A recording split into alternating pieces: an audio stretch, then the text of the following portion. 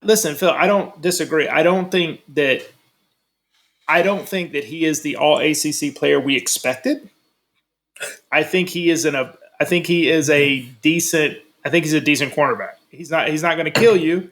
He's not the greatest tackler like Renardo Green. Compare him and Renardo Green. Let's just say that Fentrell Cypress is to coverage what Jarvis Browning was to run support. Don't you bring Jarvis into this? Don't you bring Jarvis into this?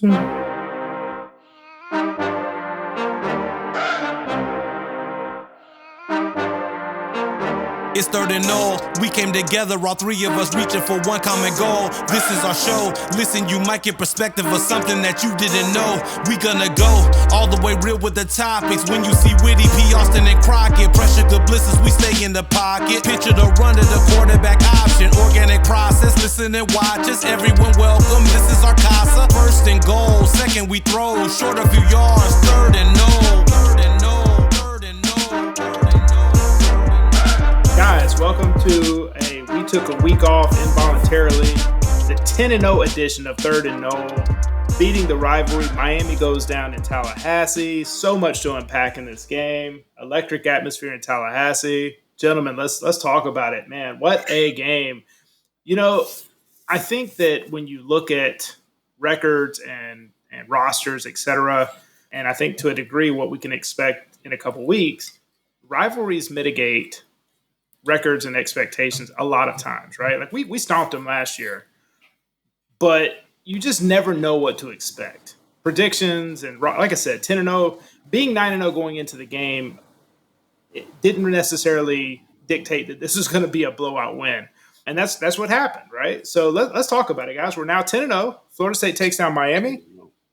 Let's go. Let's talk about it, gentlemen. Croc, Phil. Man, we 10-0. Everything we said in the beginning of the season that was obtainable for us is still on the table. So it's great to be a Nole. The game was exciting, more exciting than I probably would have wanted. I'm not one of those nagging, complaining guys. Like, we are 10-0. Like, we're going to talk about the game and point out some things that perhaps we didn't understand, things of that nature, but we're 10-0. I agree. I mean, of course, you can always, make critiques, whatever the case may be. But at this point, man, we're 10-0, and we just beat Miami. Period. Of course, we all hear the noise about what the national media is saying about how ugly our win was and unconvincing. Look, man, anybody that knows college football, Florida State, Miami. It doesn't matter what your rankings are, what your records are. You just want to come out with a win. So I'll take it. I mean, listen, we keep talking about it, that there are a bunch of college football teams right now that would love to have a 10-0 record and have not played clean, right? So yet here we are, 10-0. And again, halfway complete with the state championship, right? Like that's job one. That's the first objective of the season, is to be state champions, right? Job two is Atlantic Coast Conference champions. Step three, win a playoff game. Step four, national championship. Those are the four goals I think that Mike Norvell lays out. The first goal is to be a state champion. We're now halfway done with that. And I think I don't want to say it wasn't a convincing win on this stat sheet or in the scoreboard, but Florida State looked like the better team. I mean, they really did. And they had a chance to go up early.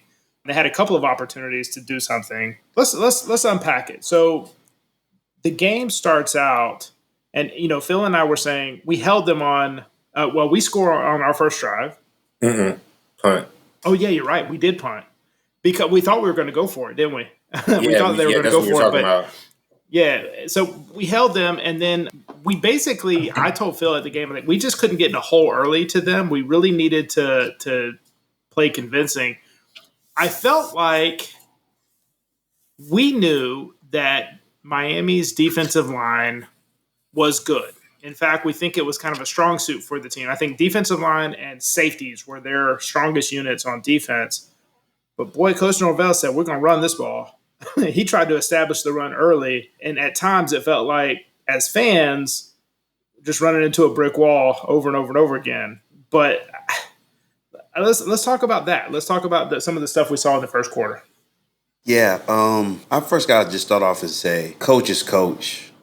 Like in Norvell, we trust. As I look at the coaching landscape, maybe Kirby Smart.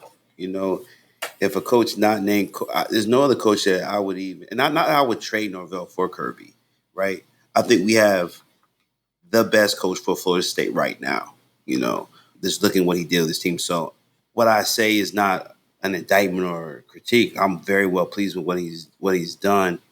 I think at the end of the day, this coach has evaluated his team, and he knows on the O line we're not moving the line of scrimmage. We're banged up, and so we're just gonna kind of throw some body blows. We're gonna try and run anyways. See if we can pop one, and we're gonna make this thing go into the fourth quarter where I feel like our depth overall will break their line. There were some things I would have liked for us to do. I would have liked for us to just sling the ball all around the field.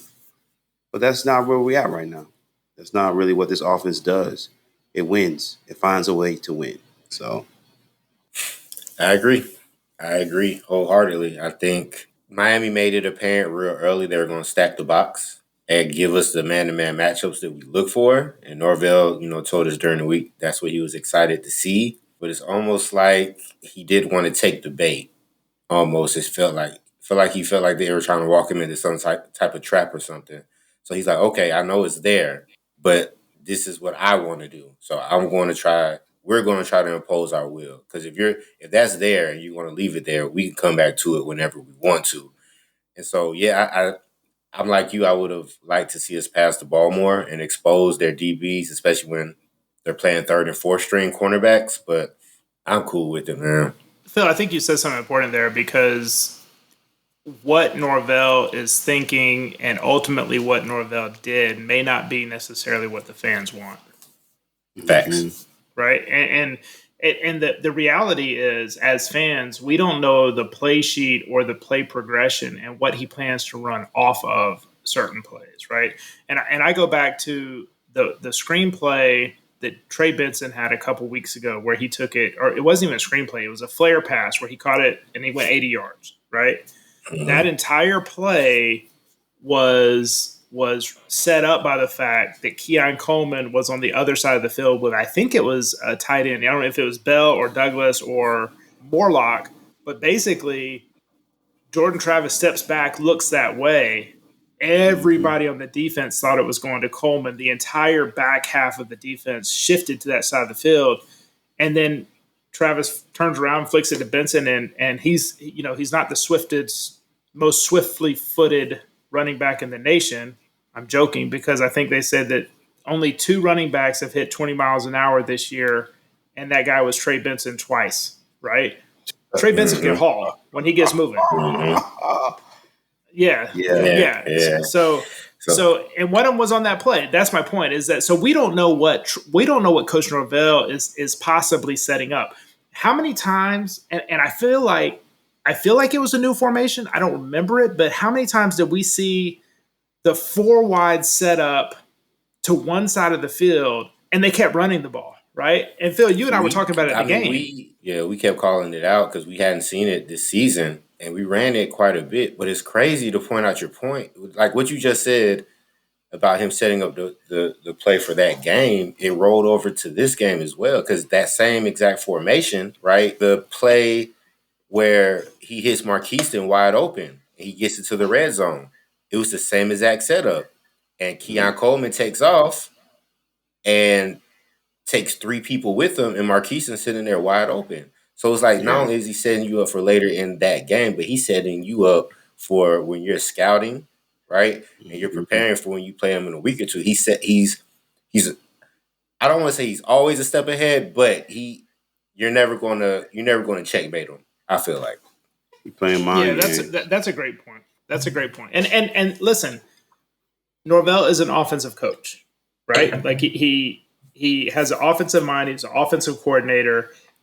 He gets paid a lot of money to not only coach and lead the Florida State team, but he gets paid to be or what got him to this point to be able to lead Florida State was being a good offensive mind.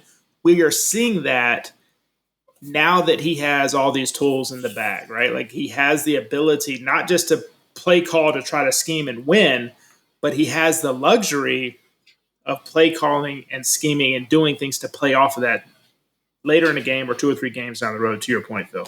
My only critique with the offense, that Douglas slant, make a person miss, take off. I think that's kind of the Florida State football that I kind of really grew up watching. You know, it wasn't so much everything to the house or, back shoulder. And so when I see the slant and somebody takes it almost to the house or to the house, it just brings me back to my childhood, And I would like to see us get some of our slant receivers, even Toafili, in the ball in short distance, some slants but again, we're 10-0. That's just what I would like to see. But what coach is doing is working. It's working. Absolutely. Well, and Croc, I'll say this though, to your one thing about this slant, right? Ja'Kai had a really big play early in the game on that, right? Where he really, I think, only had one player to make miss, but and he would have housed it, right? Mm-hmm. But man, in the stands, I get that, and again, it's hard. You don't want a Monday morning quarterback knowing the outcome, right? Especially when you won and you're 10-0 and you beat your rival. But there were so many times where Wilson and Keon were lined up wide, and they had a single high safety. And so one of them is going to have a one-on-one matchup. And we kept not taking that target. We kept not throwing to them. Now, granted, I think Keon Coleman had 10 targets, right? Like he was targeted. But I feel like there were some opportunities or some times that, man, like I personally wish we would have thrown, especially in the moment at the game, I wish we would have taken some shots to the wideouts early because it was almost disrespectful.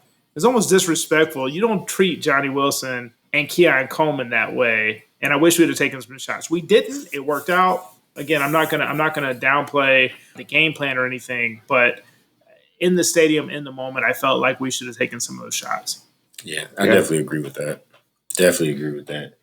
But, I mean, such is life. Yeah, I mean, I like the versatility. It was the first time this year we saw the option in the manner in which it was ran. Was a speed option, I believe, or whatever, And if Benson doesn't tiptoe out of bounds, like that's house. That is house. So you see the versatility and play calling, keeping them on their toes. That really was reminiscent of Jameis versus Miami. I think he pitched one to Cook, and Cook took the option to the house. Hey, can we talk a little bit about some controversy? That was a safety. What controversy? Hey, that was a safety. What quarter was that, though? Second quarter. Oh, it was definitely a safety. Absolutely, it was a safety. Good old ACC refs. Absolutely, it was a safety. That play really bothered me. Oh, for sure. Like our offense was getting whooped. Our offensive line was getting whooped. Right. And I don't know what kind of time. Or Jordan Travis's decision. All of it. It was just one big cluster at the same time. Like the old line did trash at that specific play. And then the way JT thought he had a whole bunch of time and real estate. Yeah. Hey, Baines, there's a reason Florida State went after that kid hard. He reminds me of Walker. DeMarcus Walker. Yeah, that's a good call out. Well, he's still playing on Sundays, so he is. Yes. I mean, listen, Ruben Bain is a kid that Florida State wanted bad. As a true freshman, he's going to be a problem going forward. He was a problem on that play. He was a problem in this game. A whole problem. Yeah. I mean, we got some problems on our side too, right? And so I wouldn't necessarily trade Burse or Peyton for Bain, but I don't know that I would trade some of the freshmen. That's a lot of years, though. He got a lot of years. I agree. Yeah, I agree. I'm trying to tell you. He's their verse. You know, So, he a freshman.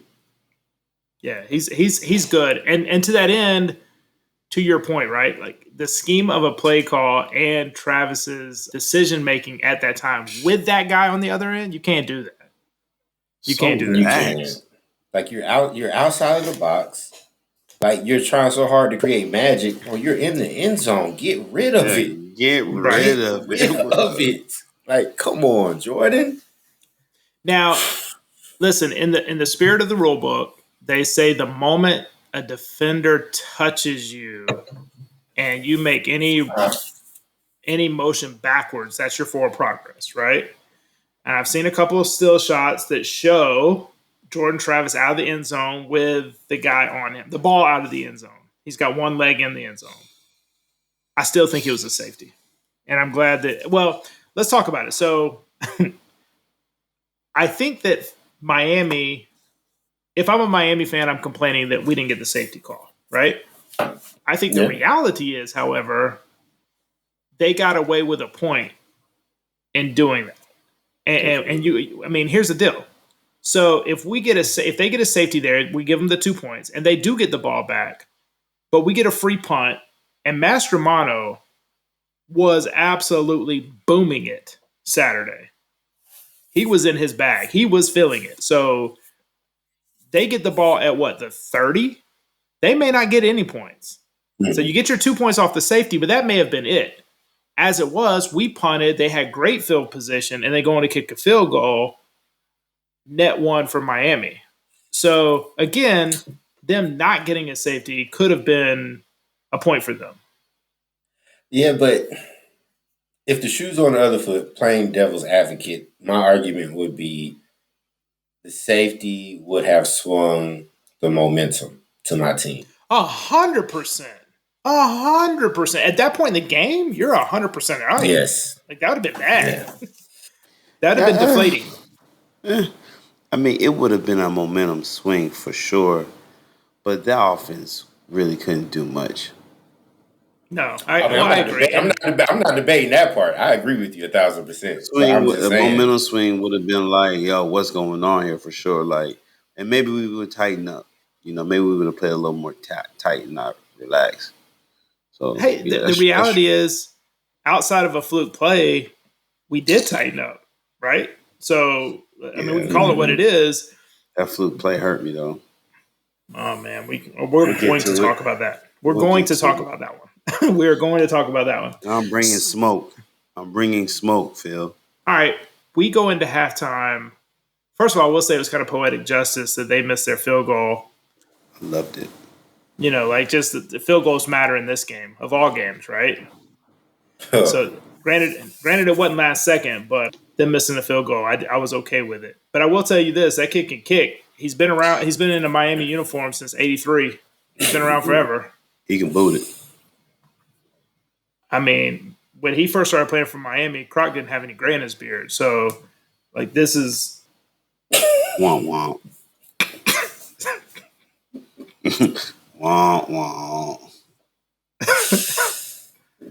That's a true story. That's a true story. It's not. So, Miami was dead set on running the ball, and I felt like they had a decent running game in the first half. Like they did fine, and we didn't stop it like I would have wanted us to in the first half. They outrushed us pretty good. In fact, we didn't have many running yards the entire game. Notable second quarter. That was a bad quarter, bro. Especially offensively. Especially knowing they were going to get the ball coming out of the second half, right? Yeah. It was one of those. It was for me. It was one of those things. It's like, are we really going to keep this team around? Yeah, man. Well, we kept talking about it in the stadium, right? Like we've got to step on the neck. We cannot give these boys any confidence. And let's be honest, Doak Saturday night was electric. That was an incredible atmosphere at the game. And we know that there were 100+ recruits.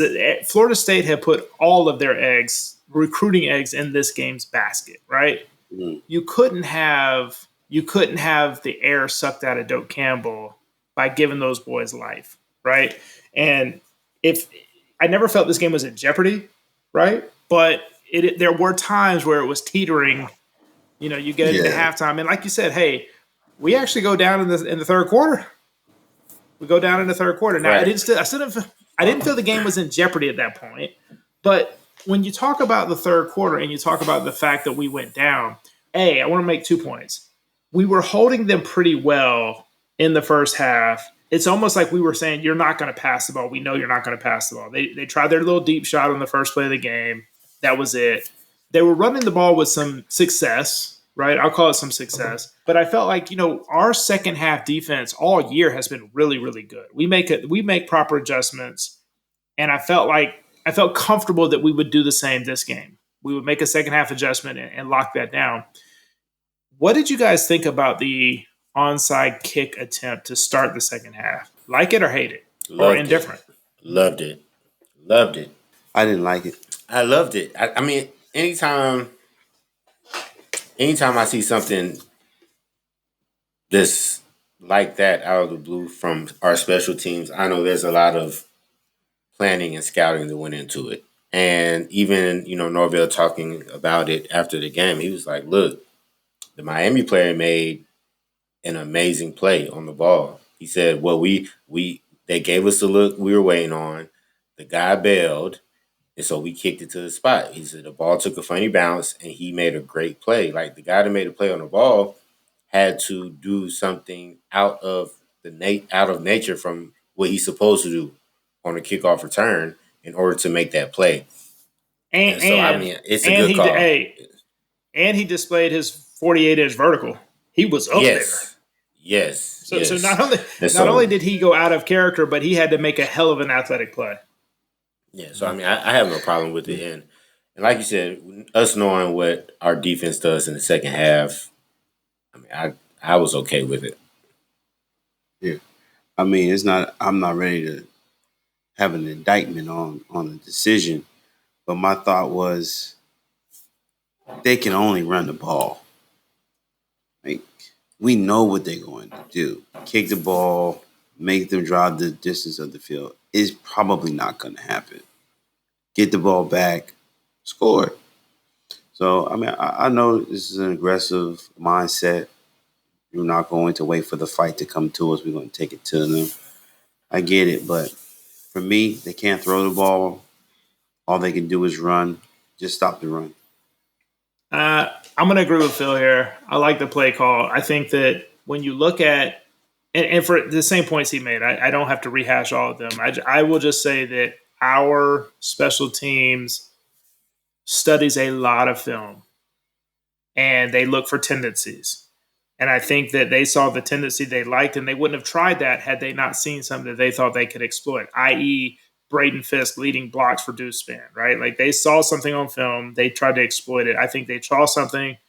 This wasn't – I don't think the analytics of or the knowledge or the depth of special teams, I think it's progressed with much of football. I think decisions 10 or 15 years ago to kick an onside kick didn't have the same metrics that went into those decisions. It was more of a feel of the game.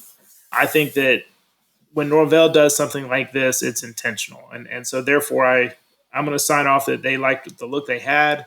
Had they pulled it off, they could have completely, I think it would have been a pretty aggressive move to try to go ahead and put the game away early in the second half.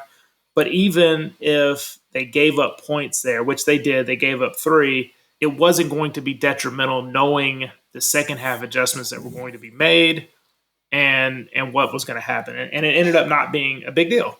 Right, so they scored, and then we came right back and matched. I just add, whenever we win, it's never a big deal. There's no indictment. I just did not respect their offense. So I respect the aggressiveness, but I say kick that joint, make them march the length of the field. It's not going to happen. It'll probably been 3 and out. Speaking of their offense, so we know that Van Dyke did not start and really got pushed into action late in the game. We'll talk about that in a second. But I think Restrepo is a hell of a slot receiver. I think he'll be playing on Sundays. I think he's a very, very, very good slot receiver. He was a non-factor last night. Florida State did a very good job making that guy inconsequential to the game. I hope that we have a similar game plan for Pearsall in a couple weeks. But Restrepo was just a non-factor, and I credit our defense for that, because while Emory Williams' yards per pass attempt coming into this game was something like 4.8 yards per attempt, which is awful as a quarterback, so they knew that he was not going to unload and try to throw deep balls. Restrepo is a slippery guy, and if he would have gotten loose for a couple plays, who knows what could have happened, and we bracketed him well enough that he was a non-issue. Credit to AZ, because I think Thomas had a lot of responsibility covering him between him and Greedy Vance, and they did a really good job locking him down. I agree. I was really surprised at how well, like, I didn't expect him to go off, but I didn't expect him to leave the game with 0 catches either. So definitely shout out to, everybody that played the slot, right? From Greedy to AZ to Jarian. Like, they all did a fantastic job. Yeah. Our corners have really stepped up, especially as it pertains to coverage. No knocks on our cornerbacks covering. Tackling, I wish we can get a little better tackling. I don't think that's something that you get better in season. It's just one of those things you deal with. I do think there are a couple decisions when it comes to tackling, that habits that we can change. Not wrapping up, just trying to hit with the shoulder. You really need to try and wrap up, and I don't know. You're saying you're ready to jump in there, Phil? Yeah, I was going to say, I agree with you. I think, like, specifically for the cornerbacks, well, not even the cornerbacks, for Fincherel Cypress, he takes horrible angles on run plays. Like, his run fits are the last 2 games. Let me say it like that. The last 2 games, he has not done a good job of containing and taking the right angle. He's an above-average cover corner, though. So you almost have to give what you take. The last 2 games. I disagree. I think in Pittsburgh, he might have gotten beat once, but I don't know that and I haven't looked at PFF. Okay, he might have gotten beat. Well, but listen, I don't know. Do you guys one ever of watch? those wasn't his fault, though. Right. It was supposed to be safety help or something. And I think that on War Chant, when they were talking about, they had Dominic Robinson on, and he broke down one of the game films, and he called out the fact that you could see after the play, a lot of times it's misleading to an average fan, and myself included. I'm not an X's and O guy, but there was a play where it was very obvious to Dominic, someone who played at a high level, that there was supposed to be a switch coverage. It was a switch route, right? And Cypress did what he was supposed to do, in staying in the flat. The safety was supposed to pick up. He didn't. That led to essentially a blown assignment. And Fintrell ended up recognizing it and trying to get back in the play. He made the tackle, but it looked like it was his guy to start with. He made the tackle. He blew the coverage, but it should have been a switch. And so it is, I don't know. But like you said, we trade off the good with the bad, but I don't think it's a trade-off simply because this isn't like an all-season issue, right? It's just been the last 2 games where it seems like they're attacking them. No, listen, Phil, I don't disagree. I don't think that he is the all ACC player we expected. I think he's a decent cornerback. He's not going to kill you. He's not the greatest tackler. Like Renardo Green. Compare him and Renardo Green. Let's just say that Fintrell Cypress is to coverage what Jarvis Browning was to run support. Don't you bring Jarvis into this. Don't you bring Jarvis into this. Oh, man. But if looking at Cypress, though, what was his scheme at he was at UVA, right? Yeah, I'm not sure. Mm-hmm. Zone. If it was anything off zone. If it was anything zone, that's not what we do here. So, we don't know. He might may not be his best fit, but coverage-wise, you're going to get beat some point. Everybody's got beat, this year. AZ's gotten beat.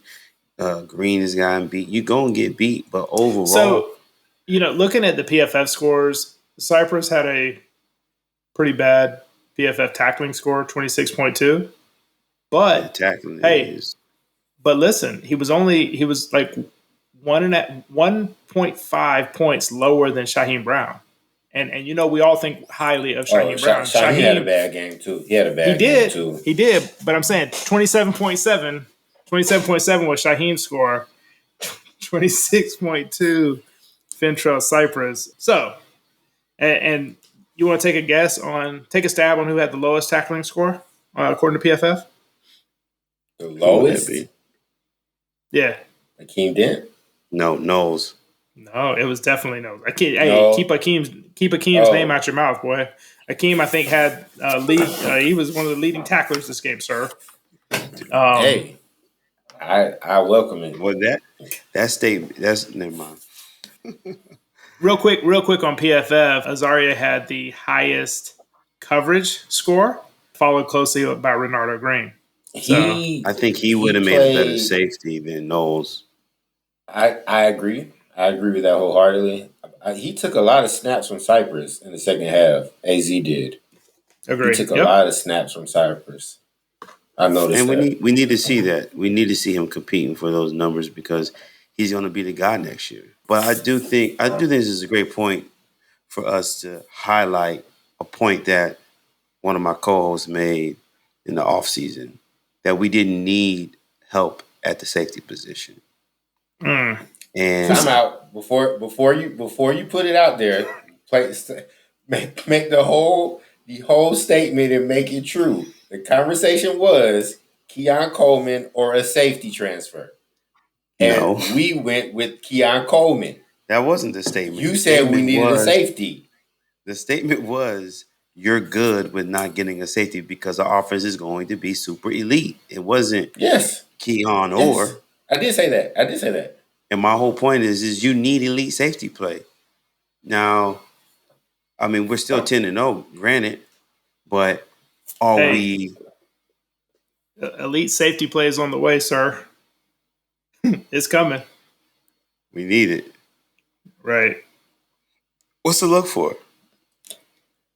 In one breath, you're saying you're the one who said we didn't need another safety, but in another breath, you're saying, granted, we're 10-0. Yeah. So clearly, it's correct. Your argument was we need the safety depth. For what? In case somebody gets hurt. No, for what? What you mean? To contend for a national championship. I don't think we were talking national championship, but let's just say we were. What team right now beats us because of our safety depth? It's one of our issues. What team right now beats us because of our safety depth? I think Michigan. I think Georgia too. Michigan? And the reason why is because Michigan. Let me tell you why. We still need safeties to come up and run fit. Okay. And if Noles is having to tackle a running back, it's a wrap. Mm-hmm. Okay. So let me ask you this question. Knowing what we know now about our offensive line and what we've seen from our offense. I don't want to get in the shootout with Washington. Okay. So knowing what we know now about our offensive line and what we've seen through 10 games, if we walk out on the field in any college playoff game against Ohio State, Michigan, Georgia, Washington, whoever, and Keon Coleman is in street clothes, do you feel we have a chance to win that game? As much of a chance. If Keon is in street clothes? Yes. No. Thank you. So we needed Keon more than we needed the safety. Thank you. No. Thank you. I don't care how you. I'm not. The point is, if Akeem Dent is in street clothes, we don't got a chance. I disagree. You must not have been watching. I have been watching. I watched us play 3 games without Akeem Dent. We're undefeated. Who are we playing? We're undefeated. We played a game without Keon, and we're undefeated. We are. So let me bring us back home here, gentlemen. That was a nice little sidebar. I will say, coming into the third quarter, I had to step away as the TV guy runs out with his clock saying there's a 3-minute TV timeout. I used that 3 minutes to run down and use the restroom. Doak's finest facilities.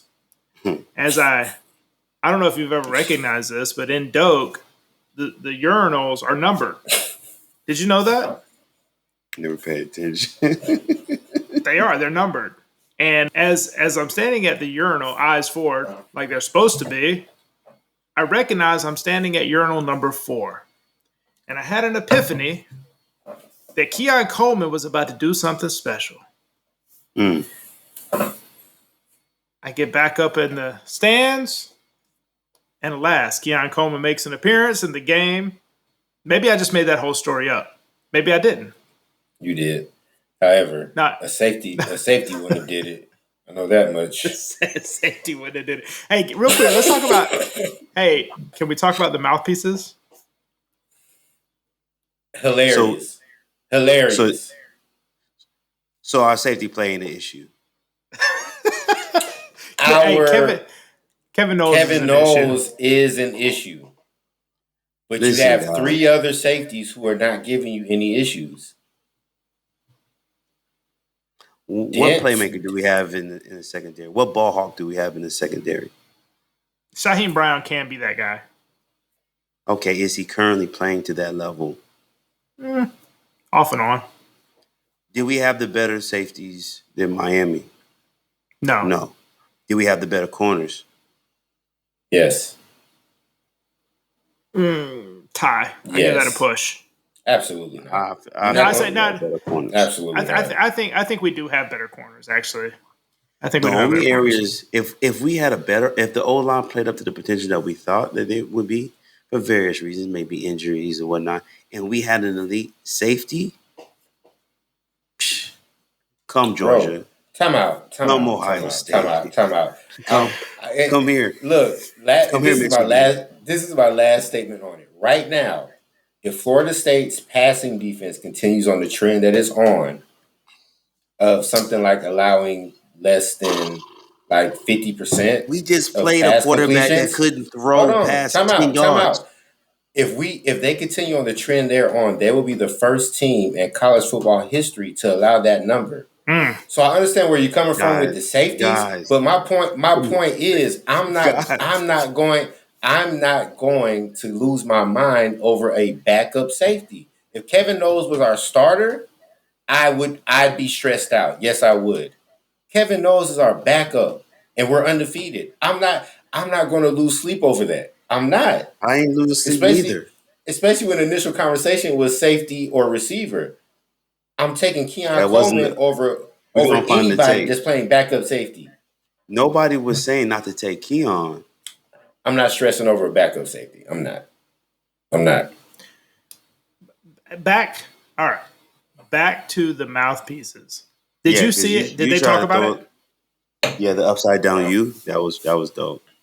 The upside down. He said so. If he had one mouthpiece in, he was still going to have an upside down U showing. That's elite trolling.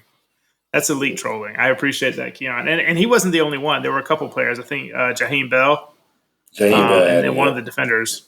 Yeah, one of the defenders also. So that's pretty epic. Yeah. So targeting. First of all, how is he going to do Jordan Travis? How is Williams going to do Jordan Travis like a cut scene from Friday? Yeah, just snatch the chain? How disrespectful is that? How do they not throw an unsportsmanlike on that? Well, I don't think you can. I don't think that's in the rule book. But he didn't do it during the course of the game, during the course of the play. He didn't. You're right. But what I loved most was Jordan's reaction. Because Jordan, I feel like if it was within the rules, would have swung on him immediately. Like Jordan wanted all the smoke. Jordan wanted all of the smoke. In the replay, Jordan Travis called him a. Jordan Travis called him a. And it was obvious by reading lips that he called him that right after the play when they were in each other's face.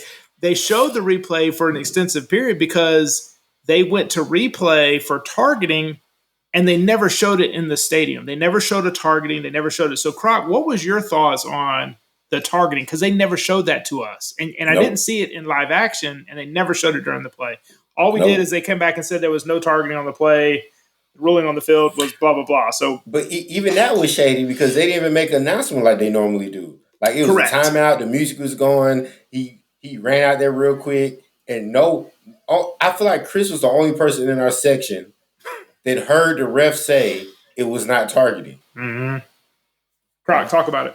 Well, the truth of the matter is, I didn't see it because leading up to it, I saw Jordan calling for the targeting. I saw him even saying bye-bye to him, like, yo, you out.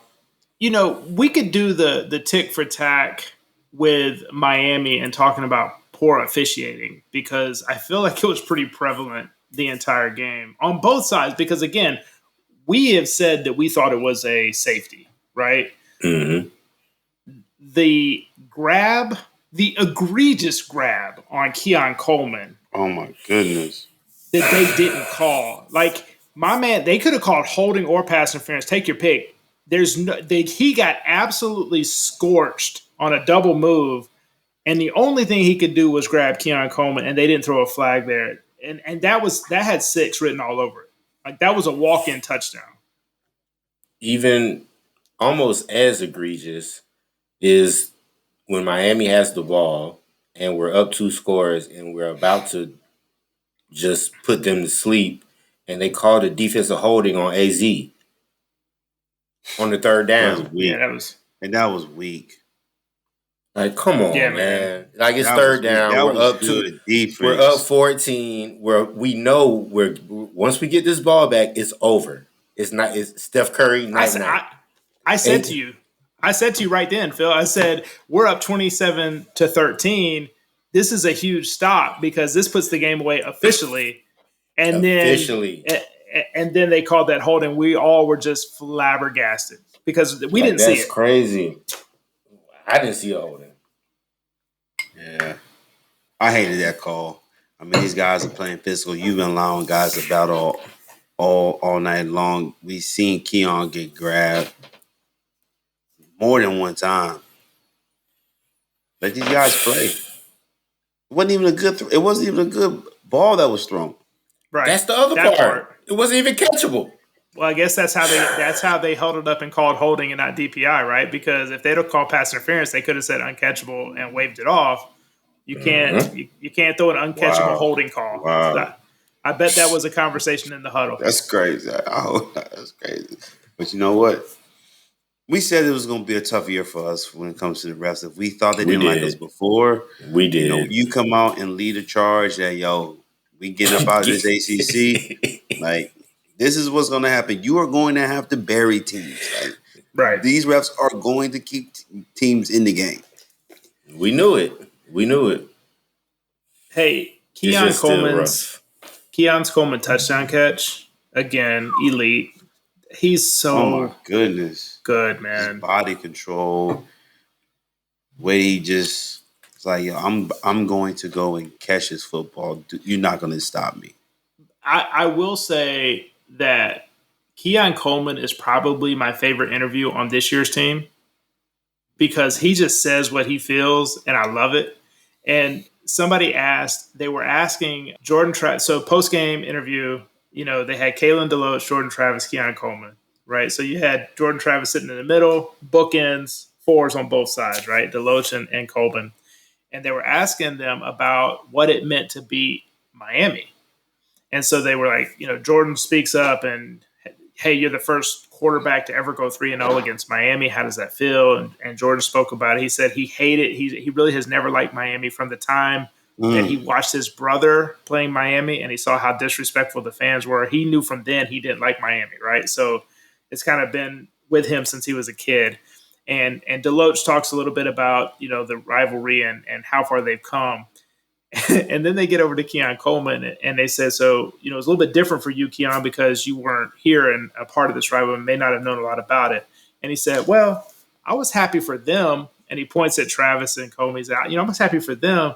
He said, but we played them at Michigan State, so we beat them up there too. So I'm 2-0 against them as well.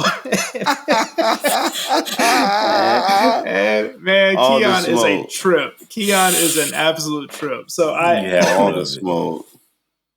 Man, Keon is he's working up the ladder as one of my favorite players in Garnet Gold history. Not only because of his ability, but he's just so funny.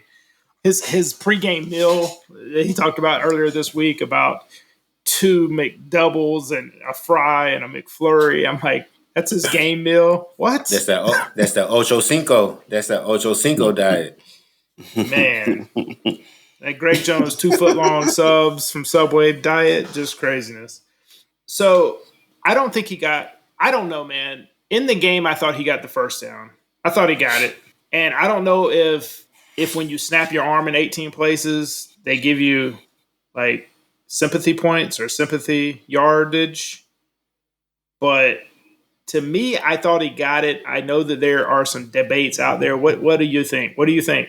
Did he get it? Did Emory Williams get the first down on a critical play? No, I don't think he did. Wait. Yes, he did. I remember what the other angle. What the hell just changed? Like, did you just watch the play live? What did you just change your mind like that for? I remember when they showed the different angle at the game, and we were like, "Oh, I think he did get it." I think it was going to be what they call. I think he got it on video replay, but I think it was going to have to be. There was not going to be enough to overturn it, especially if they gave it to him in live action. And I will be on record right now. You talk about giving your body up for your team, like regardless of the injury, like he put his body on the line to even attempt. I'm talking about a full stretch, trying to get that first down mark, and I respect the hell out of that effort, and that's being real. Now he hurt himself, and the injury did not look pretty at all. It's the first time in my life I think I've ever seen somebody get up and walk to the medical cart to get driven off. Yeah. Usually you're in like an air cast or in a neck brace or something. I've never seen somebody walk over to the cart. That was new for me. But I respect the hell out of that kid on that play, and I think that you got to be proud of him as a teammate if you're a Miami fan or a Miami fan based on the effort he gave in that situation on that play. Agree. Definitely. Played a great game. I mean, considering second start, 19-year-old true freshman, did a good job. Didn't cost him the game. I was really upset when Van Dyke didn't get the start. So for him to lay it all out like that, unfortunately get hurt. Heart goes out to the young man. But yeah, his team is fully bought in. Van Dyke came in with an opportunity to bring back. And listen, in the game at the moment, I told Phil, I was like, man, this has some fairy tale stuff written all over it where it could just be a reunion between Van Dyke and Restrepo, and they find some old chemistry to come back and tie the game. But Van Dyke did Van Dyke things and put the game away with an interception. And how glorious was it that we got to take a knee to end the game? Beautiful thing. Van Dyke coming in was the best thing that could happen. Agree. I think for a guy who has arm talent, clearly there's something going wrong. I don't know if it's confidence. I don't know if it's in his head. I'm not sure if he's not seeing it. But for it to be a mental thing, not a physical ability thing, and then not to get the start, he wasn't going to be ready. Nah, no way. Not psychological. Right? Not psychologically. So it was like stealing candy from a baby. Yeah, but like I said, when Jordan Travis looked over and got the victory formation signal from Norvell, that was a beautiful thing. And Florida State moves to 10-0, 1-0 against our in-state rivals. Guys, I'm not going to put anything on record about a score prediction for North Alabama. We will recap that game. I refuse to do it. So let's close this out with a fantasy update. Now, due to some technical and timing issues, we did not have a podcast after Pittsburgh. It's a shame because I think there was a few things that we could have talked about for that game. But let's just jump right into fantasy. So real quick, fantasy football. I'm going to go for Pittsburgh first. Third place for Pittsburgh game, Phil had 21 points. Phil, what? You petty. 20. I thought you chipping away. I thought you were chipping. It's been a bad 2 weeks. Hey, listen. Let me say this, though. let me say this: for the first time in 2 seasons, Phil had a player with negative points. Is that even possible? Who was negative? Toa Philly had a fumble, man, and didn't have much production. Yeah, he had -3, man. That's not happened yet. Yeah, you don't need no negatives. Second place again for Pitt. So Phil's high score was he had a tie. Ashland Barker and Shaheem Brown each gave him 7, and that was it. Nice. Second place. I see you, Ashton. Second place against Pittsburgh. Croc had 49. Trey Benson, Kyle Morlock were his 2 high scorers. Kalen DeLoach also got him pretty good score. I was first place against Pitt. I had 56 points, and Marcuston Douglas was my leading scorer. I see you, Biscuit. All right, so we fast forward to Miami. Third place for Miami was Philip Austin. No surprise there.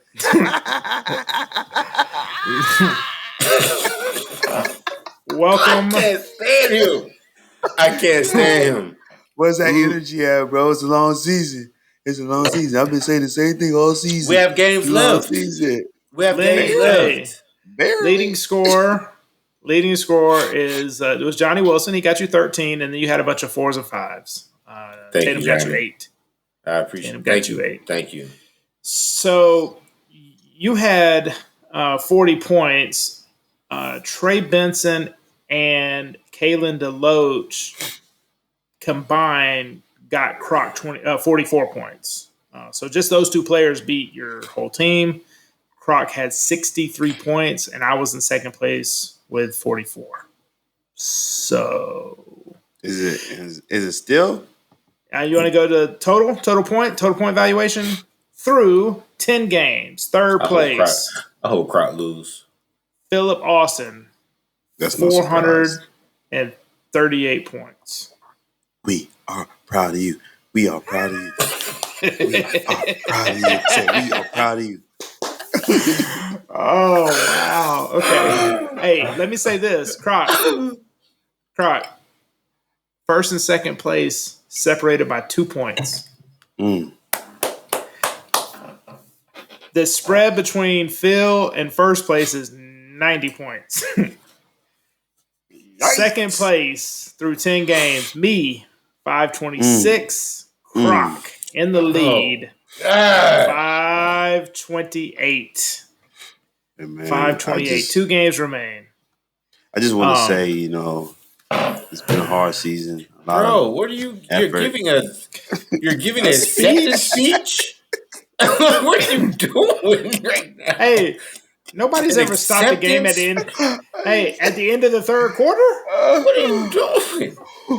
It's not even. So let me ask a question. There's 2 games left in the regular season. Are we ending it there? Are we counting the ACC championship? We go all the way through. We go all the way through. Regular season. Nah. If Florida State's playing, we're keeping these points. Hold on, time out. Let me get it straight. I just want to point out. Hey, wait. Do you want a regular season championship trophy? We can do that. So man, we're doing participation, and I'm cool with it. But I would like some consistency. I just want to point out to the voters and listeners that at this time last year, I was up by so much that they stopped keeping score. How many? When was this? When did this happen? Exactly. See what I'm talking about? Last year. Nobody cares. I had a corrupt Excel file, so I don't know. So let me just throw this out there because I like consistency. That's my thing. So next year or any year following, if it's a bowl game, we're counting bowl games. Even if guys are declaring, even if guys aren't playing, doesn't matter. If they line up, it doesn't matter. Correct. We were going to do it last year, but somebody kept keeping.